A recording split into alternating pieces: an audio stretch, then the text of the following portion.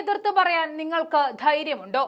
ഇതായിരുന്നു പ്രതിപക്ഷം പാർലമെന്റിൽ മോദിയോട് ഉന്നയിച്ച ചോദ്യം. ആ ചോദ്യത്തെ മനഃപൂർവ്വം തഴഞ്ഞുകൊണ്ടുള്ള മറുപടി പ്രസംഗമായിരുന്നു മോദി പാർലമെന്റിൽ കാഴ്ചവെച്ചത്. എന്നാൽ ഒരു കണക്കിന് കരക്ക് കയറിയ മോദിയെ കുത്തിനെ പിടിച്ച് പൊട്ടക്കിണറ്റിലിടുകയാണ് ശശി തരൂര്. അവിടെയും ഇവിടെയും തൊടാതെ മോദി മറുപടി പറഞ്ഞെങ്കിലും ആ മറുപടിയിൽ ട്രംപ് പിണങ്ങി. സത്യത്തിൽ ട്രംപ് തന്റെ ട്രൂത്ത് സോഷ്യലിൽ പറഞ്ഞപ്പോഴായിരുന്നു ഇന്ത്യ പാക് വെടിനിർത്തൽ വിവരം ഈ രാജ്യം തന്നെ അറിയുന്നത്. അതിനുശേഷം പല ആവർത്തിയാണ് ട്രംപ് താൻ ഇടപെട്ടാണ് വെടിനിർത്തൽ നടത്തിയതെന്ന് പറഞ്ഞത്.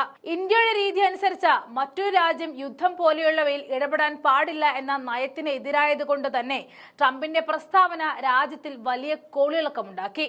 ഇതിലാണ് ഉത്തരം പറയാൻ മോദി മടിച്ചു നിന്നത്. അപ്പോഴാണ് തരൂരിന്റെ വക ഒരു കിടിലൻ പണി മോദിക്ക് കൊടുക്കുന്നത്.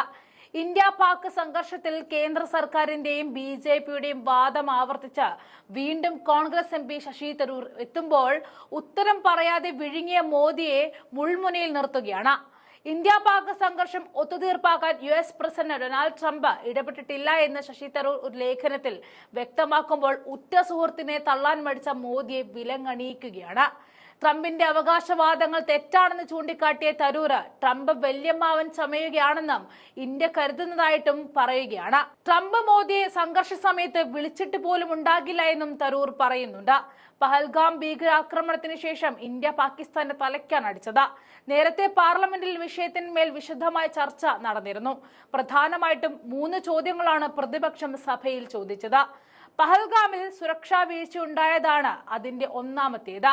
ഇന്ത്യ മേൽക്കൈ നേടി നിൽക്കുന്ന വേളയിൽ വെടിവെപ്പ് നിർത്താൻ കാരണം എന്താണ് എന്നതാണ് രണ്ടാമത്തെ ചോദ്യം.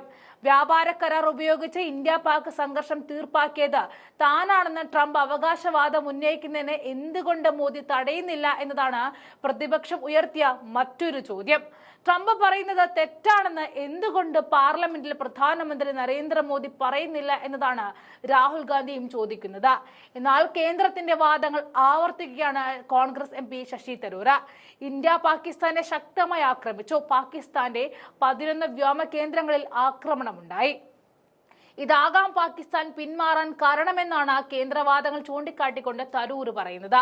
ട്രംപ് ഒരു പക്ഷേ പാകിസ്ഥാനെ വിളിച്ചിട്ടുണ്ടാകാം, പക്ഷേ ഇന്ത്യയെ വിളിച്ചിട്ടില്ല എന്നും കേന്ദ്ര സർക്കാർ വാദങ്ങളെ പൂർണ്ണമായും വിശ്വാസത്തിലെടുത്ത് തരൂർ പറയുന്നുണ്ട്.